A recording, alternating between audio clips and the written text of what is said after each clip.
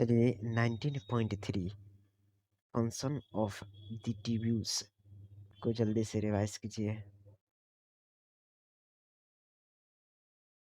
बताइए पीसीटी किस तरह के एपिथेलियम से लाइंड होता है जो कि इंक्रीजेस कर देता है सरफेस एरिया को फॉर रीएब्जॉर्प्शन।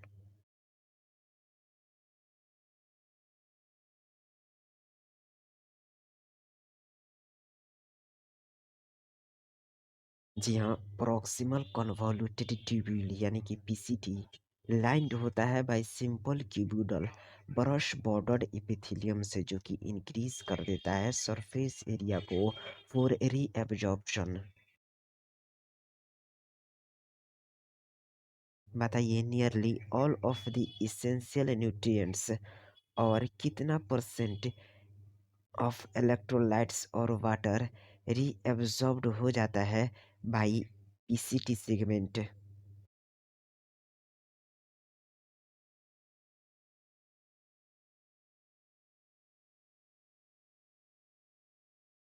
जी हाँ, nearly all of the essential nutrients and 70 to 80% of electrolytes and water reabsorbed हो जाता है by this segment. Nearly all the essential nutrients and 70 to 80% of the electrolytes and water are reabsorbed by this segment. Are you agree with this?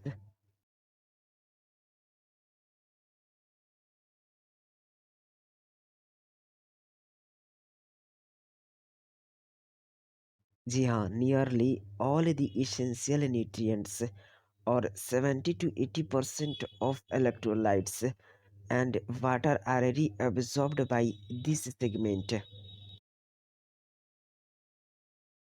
बताइए PCT कैसे help करता है maintain करने में the pH and the ionic balance of the body fluid.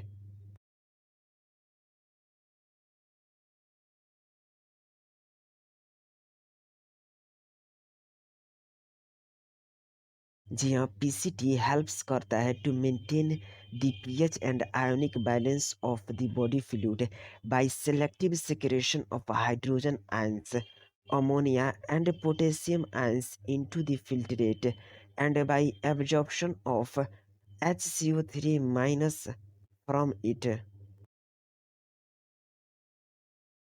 बताइए क्या PCT help करता है to maintain the pH and ionic balance of the body fluid by selective secretion of hydrogen ions ammonia and potassium ions into the filtrate and by absorption of HCO3 minus from it।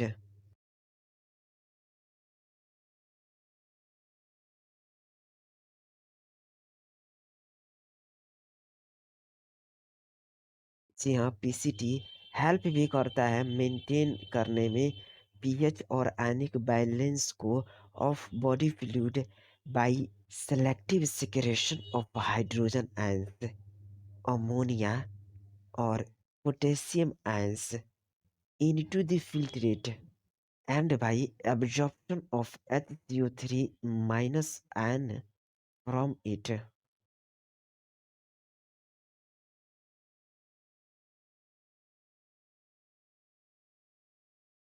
बताइए क्या Henle's सलूट के extending limb में reabsorption minimum होता है?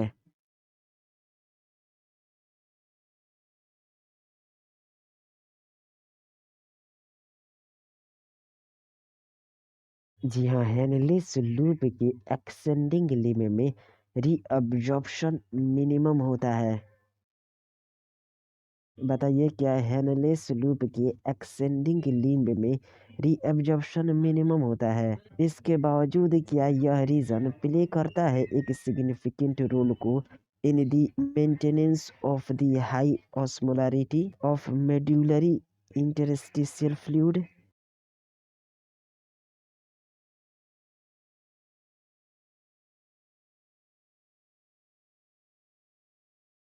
जी हाँ, Henle's loop में रीअब्जॉर्प्शन मिनिमम होता है in its extending limb. However यह रीजन प्ले करता है एक इम्पोर्टेंट रोल को in the maintenance of high osmolarity of medullary interstitial fluid. Loop of Henle का डिसेंडिंग लिम्ब वाटर के लिए परमिएबल होता है, लेकिन बताइए ऑलमोस्ट किसके लिए इम्परमिएबल होता है? जी हाँ, descending limb of loop of Henle permeable होता है टू वाटर, लेकिन ऑलमोस्ट इम्परमिएबल होता है टू इलेक्ट्रोलाइट्स। बताइए क्या descending loop of Henle concentrates कर देता है द फिल्ट्रेट को एज इट मूव्स डाउन?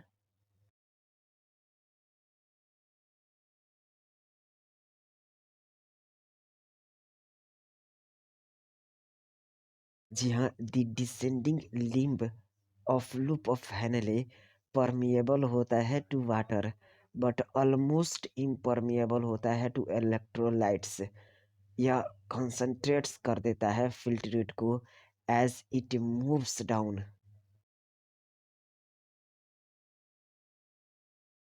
बताइए एक्सटेंडिंग लिम्ब किसके लिए इम्परमिएबल होता है बट अलाउज करता है ट्रांसपोर्ट ऑफ इलेक्ट्रोलाइट्स को एक्टिवली और पैसिवली?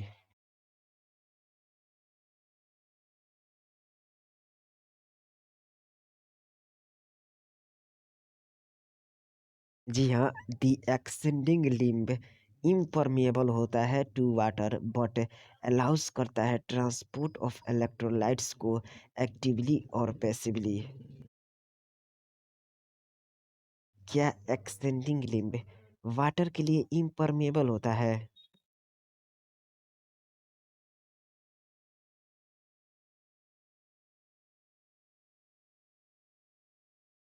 जी हाँ, एक्सटेंडिंग लिम्ब वाटर के लिए इम्परमिएबल होता है लेकिन अलाउज करता है इलेक्ट्रोलाइट्स के ट्रांसपोर्ट को एक्टिवली या फिर पैसिवली। बताइए क्यों कंसंट्रेटेड फिल्ट्रेट पास होता है अपवर्ड और यह डाइल्यूटेड हो जाता है due to the passes of electrolytes to the medullary fluid.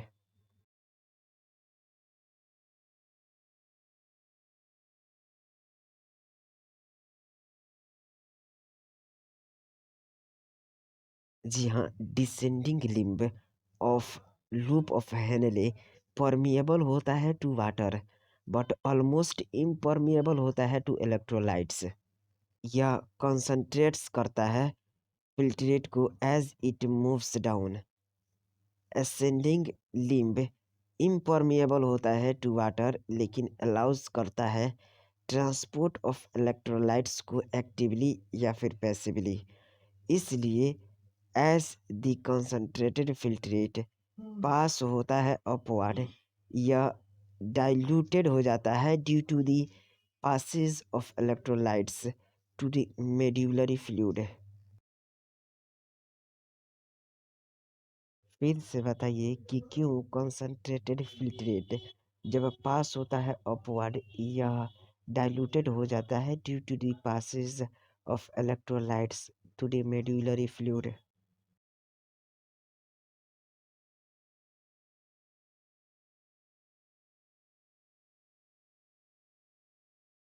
जी हाँ, descending limb of loop of Henle permeable होता है to water but almost impermeable होता है to electrolytes.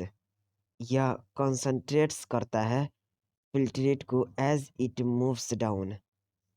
Ascending limb impermeable होता है टू वाटर लेकिन अलाउज करता है ट्रांसपोर्ट ऑफ इलेक्ट्रोलाइट्स को एक्टिवली या फिर पैसिवली।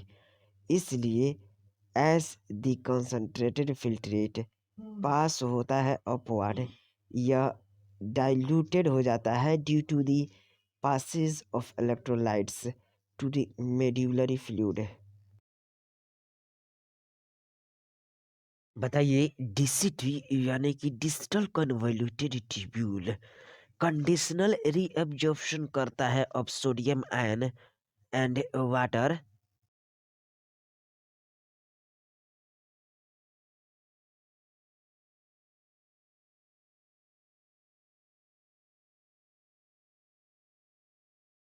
जी हाँ, डिजिटल कन्वोल्यूटेड ट्यूब्यूल यानी कि डीसीटी कंडीशनल रीएब्जॉर्प्शन करता है सोडियम आयन और वाटर का।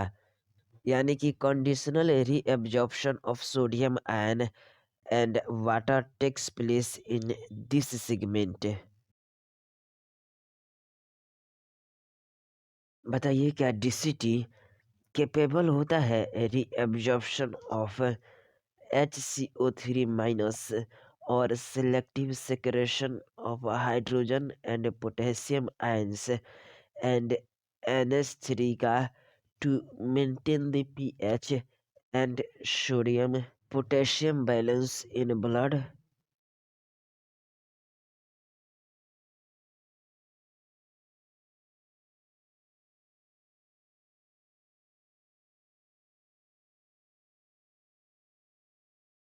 जी हाँ, डीसीटी कैपेबल भी होता है रीएब्जॉर्प्शन करने में of HCO3 minus and selective secretion of hydrogen and potassium ions or NH3 to maintain the pH and sodium potassium balance in the blood.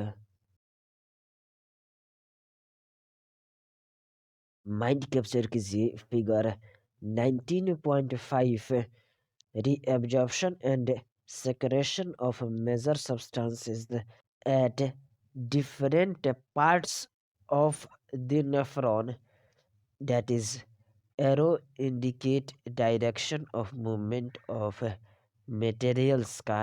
और कम से कम इसको अपनी नोटबुक में 20 बार बनाइए। नाम बताइए उस लॉन्ग डक्ट का जो कि एक्सटेंड्स करता है from the cortex of the kidney to the inner part of the medulla.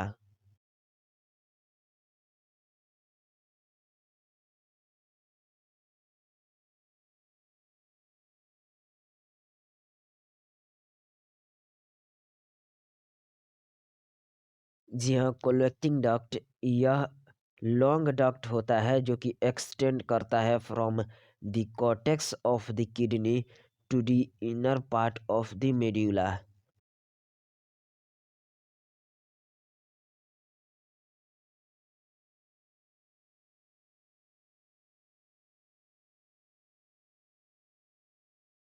जी हाँ, कोलेक्टिंग डक्ट वह डक्ट होता है जो कि एक्सटेंड करता है from the cortex of the kidney to the inner part of the medulla.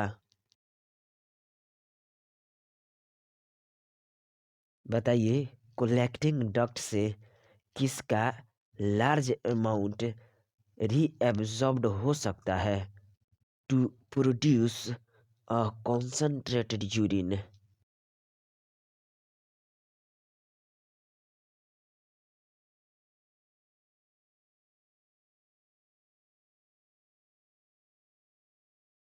जी हाँ, collecting duct large amount of water को रीएब्सॉर्ब्ड कर सकता है from this region to produce a concentrated urine. बताइए कौन सा सेगमेंट अलाउ करता है passes of small amounts of urea को into the medullary interstitium to keep up the osmolarity।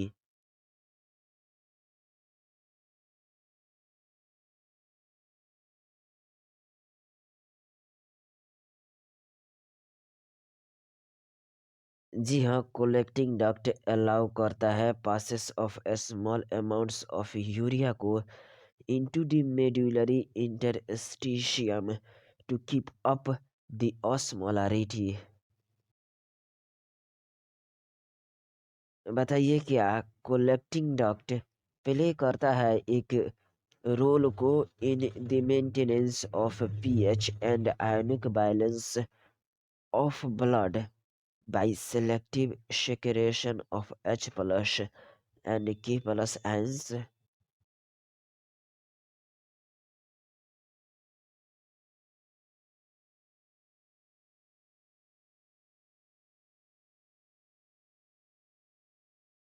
जी हाँ, collecting duct भी प्ले करता है a role in maintenance of pH and ionic balance of blood by selective secretion of H plus and K plus ions.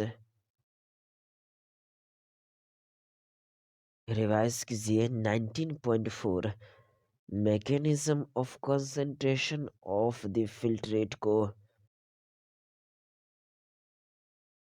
बताइए क्या mammals के पास concentrated urine को produce करने की एबिलिटी होती है?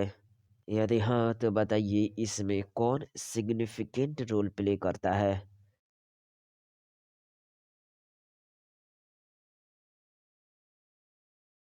जी हाँ, मैमल्स के पास एबिलिटी होती है to produce a concentrated urine.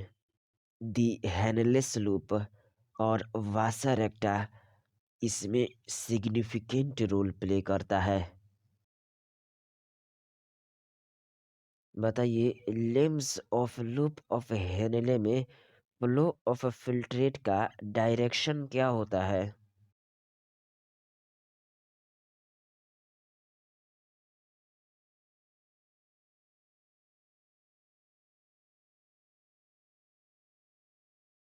जी हाँ, in the two limbs of loop of Henley flow of filtrate opposite directions में होता है और इसलिए फॉर्म्स करता है एक काउंटर करंट को। ब्लड का फ्लो भी through the two limbs of vasa रेक्टा counter current pattern पर होता है।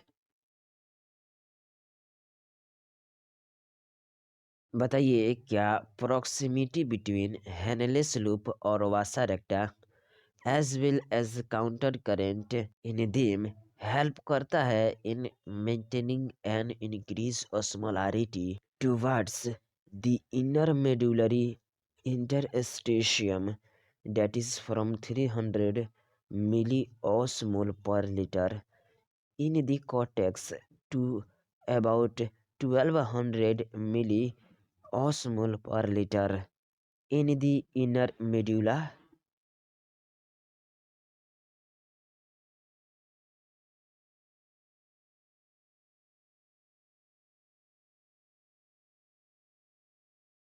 जी हाँ, the proximity between the Henle loop and vasa recta as well as the counter current in them help करता है in maintaining an increased osmolarity towards the inner medullary interstitium, that is from 300 milliosmol per liter in the cortex to about 1200 milliosmol per liter in the inner medulla.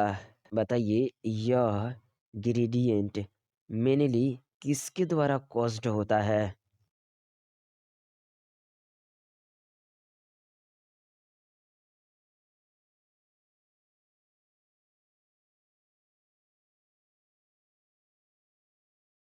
जी हाँ, proximity between the Henle loop and vasa recta as well as the counter current in them help करता है in maintaining an increasing osmolarity towards the inner medullary interstitium, that is from 300 milliosmol per liter in the cortex to about 1200 milliosmol per liter in the medulla। यह gradient mainly caused होता है by NaCl and urea. बताइए NaCl किसके द्वारा transported होता है of Henle's loop जो कि एक्सचेंज्ड होता है with the descending limb of vasa recta?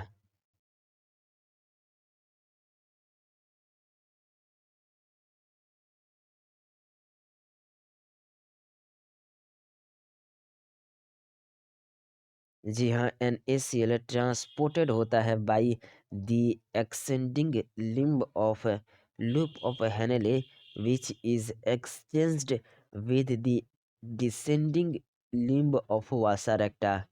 NaCl returned कर जाता है to the interstitium by ascending portion of vasa recta. Are you agree with this?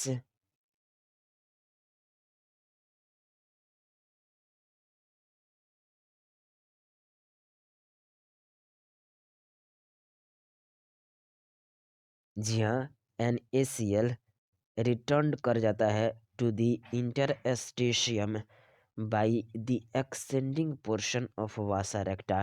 क्या similarly a small amount of urea enter करता है the thin segment of the extending limb of loop of Henle, जो कि transported होता है back to the interstitium by collecting tubule.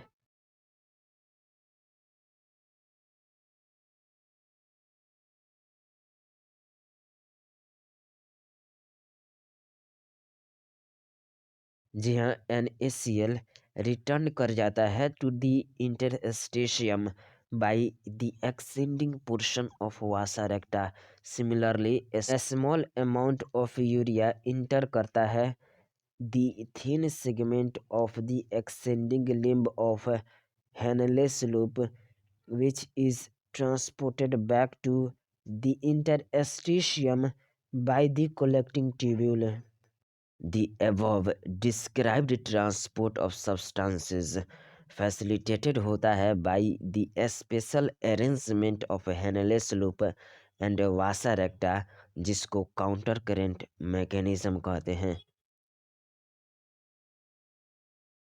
बताइए कौन सा मैकेनिज्म हेल्प करता है to maintain a concentration gradient in the medullary interstitium. presence of such gradients help करता है इन an easy passage of water को from the collecting tubule, thereby concentrating the filtrate, that is urine।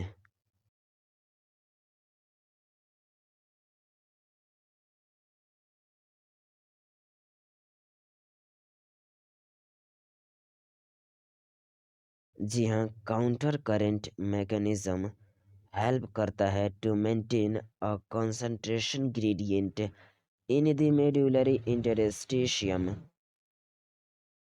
presence of such interstitial gradient helps करता है in an easy passage of water को from the collecting duct, thereby concentrating the filtrate, that is urine। बताइए human kidney nearly कितना times concentrated than the initial filtrate formed urine को produce कर सकता है।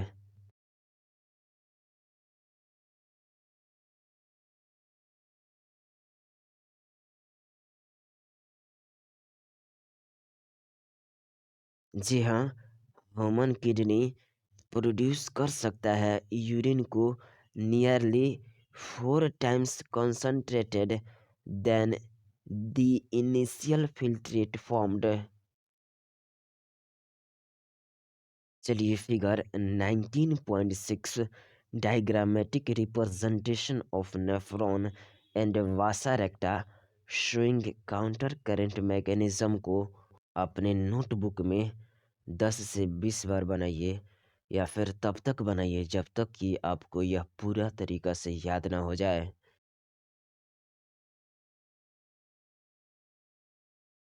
Revise कीजिए 19.5 रेगुलेशन ऑफ किडनी फंक्शन को।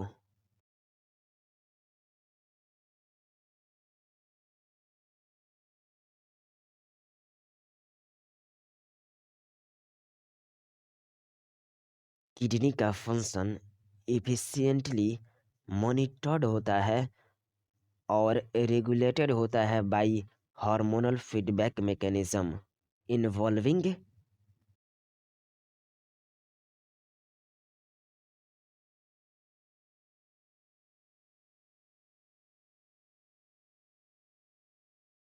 जी हाँ, the function of kidney efficiently monitored होता है और रेगुलेटेड होता है by hormonal feedback mechanisms involving the hypothalamus, GGA, and to a certain extent the heart। जी हाँ, hypothalamus, GGA, and to a certain extent the heart.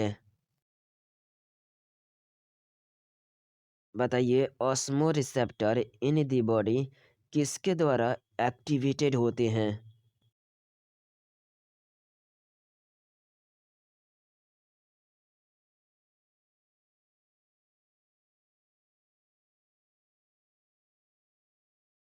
जी हाँ, osmoreceptors in the body activated होते हैं by changes in blood volume, body fluid volume and ionic concentration. बताइए, क्या an excessive loss of fluid from the body activate कर सकता है इन receptors को, जो कि स्टिमुलेट करते हैं the hypothalamus to release antidiuretic hormone, that is ADH or vasopressin from the neurohypophysis।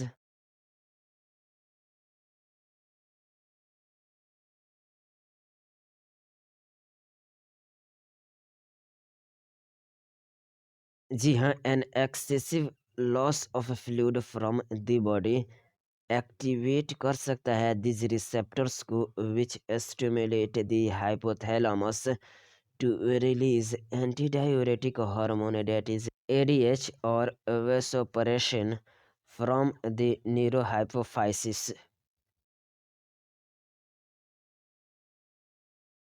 बताइए, कौन फैसिलिटेट्स करता है वाटर रीअब्जॉर्प्शन को from later parts of the tubule, thereby preventing diuresis.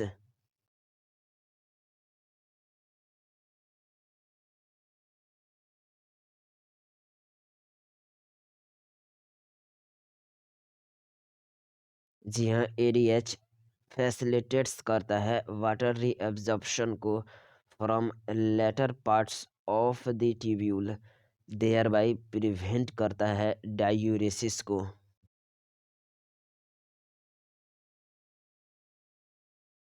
बताइए, क्या an increase in body fluid volume switch off कर सकता है the osmoreceptors and suppress ADH? जी हाँ, and suppress ADH release to complete the feedback.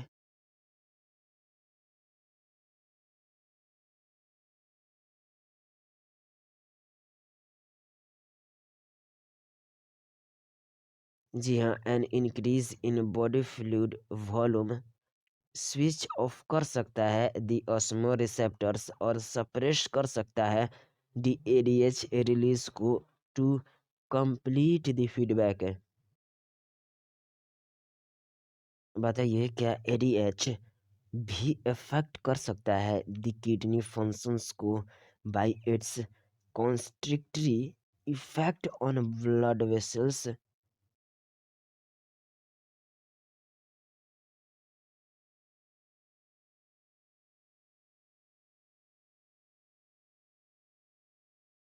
जी हाँ, ADH भी अफेक्ट कर सकता है द किडनी फंक्शन को by its constrictory effect on blood vessels. और क्या यह कॉजेस करता है an increase in blood pressure? और क्या increase in blood pressure increase कर सकता है the glomerular blood flow and thereby the GFR?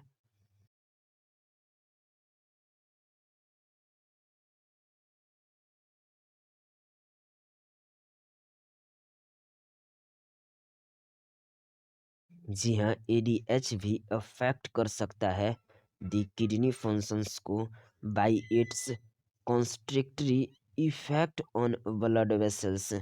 यह कोशिश करता है an increase in blood pressure. An increase in blood pressure can increase the glomerular blood flow and thereby the GFR. Repeat again करने पर जी हाँ, ADH भी affect कर सकता है द किडनी फंक्शंस को by its constrictory effect on blood vessels. यह कोशिश करता है an increase in blood pressure. An increase in blood pressure can increase the glomerular blood flow and thereby the GFR. बताइए क्या GGA प्लेस करता है एक कॉम्प्लेक्स रेगुलेटरी रोल को, और क्या a fall in glomerular blood flow या फिर ग्लोमेरुलर ब्लड प्रेशर या फिर GFR एक्टिवेट कर सकता है दी जीजी सेल को टू रिलीज रेनिन, जो कि कन्वर्ट्स करता है angiotensinogen in blood to angiotensin 1 and further to angiotensin 2।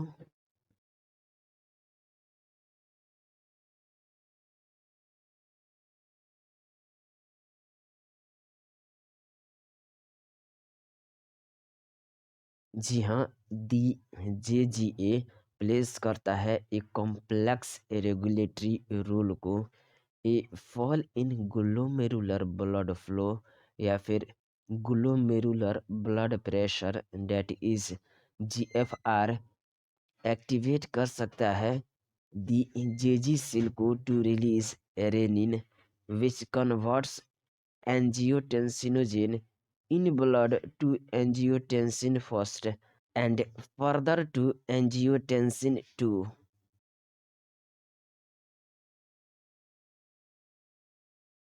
इन्हें रिपीट अगेन। जी हाँ, दी JGA प्लेस करता है एक कॉम्प्लेक्स रेगुलेटरी रोल को a fall in glomerular blood flow या फिर glomerular blood pressure that is GFR activate कर सकता है दी जेजी सेल को to release renin which converts angiotensinogen in blood to angiotensin first and further to angiotensin 2। बताइए क्या angiotensin second being a powerful vasoconstrictor increases करता है the glomerular blood pressure and thereby GFR।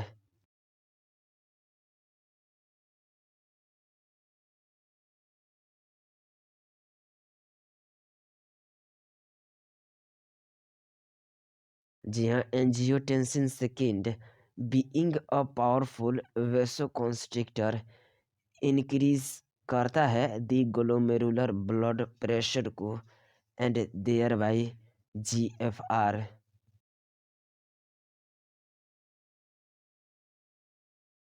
बताइए क्या angiotensin second activate भी कर सकता है the adrenal cortex to release aldosterone.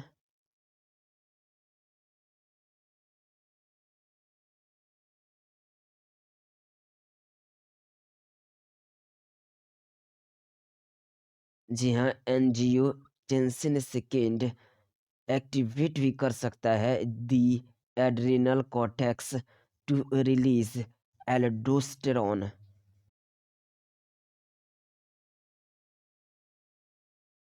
बताइए एल्डोस्टेरॉन क्या कोशिश करता है।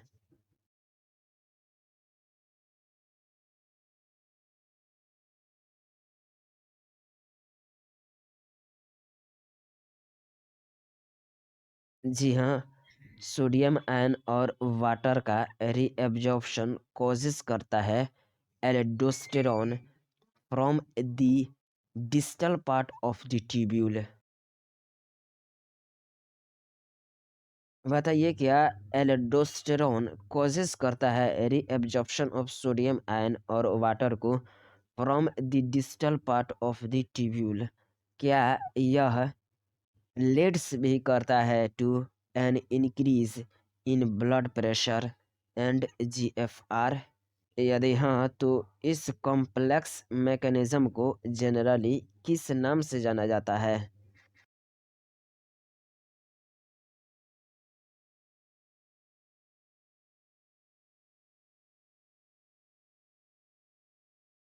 जी हाँ, एल्डोस्टेरोन कॉजेस करता है रीएब्जॉर्प्शन ऑफ सोडियम आयन और वाटर को from the distal part of the tubule. यह ऑल्सो लीड्स करता है to an increase in blood pressure and GFR. यह कॉम्प्लेक्स मैकेनिज्म जनरली नोन होता है as the renin angiotensin mechanism.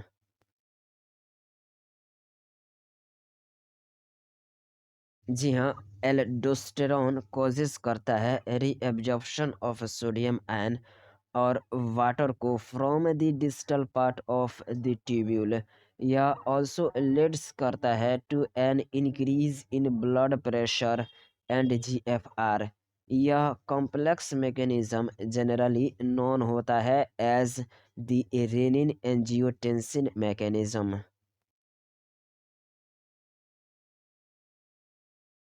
बताइए क्या an increase of blood flow to the atria of the heart cause कर सकता है the release of atrial natriuretic factor, that is ANF?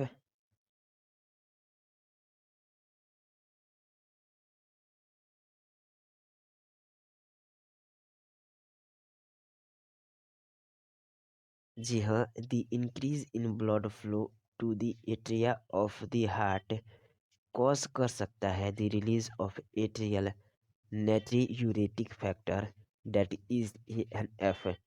और ANF cause कर सकता है vasodilation, that is dilation of blood vessel, or thereby decreases the blood pressure. Are you agree with this?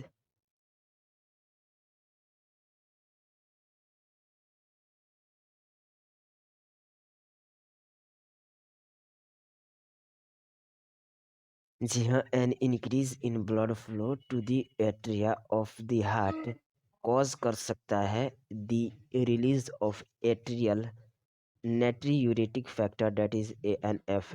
ANF cause कर सकता है vasodilation, that is dilation of blood vessel, and thereby decreases the blood pressure। बताइए क्या ANF mechanism acts करता है as a check on the renin angiotensin mechanism?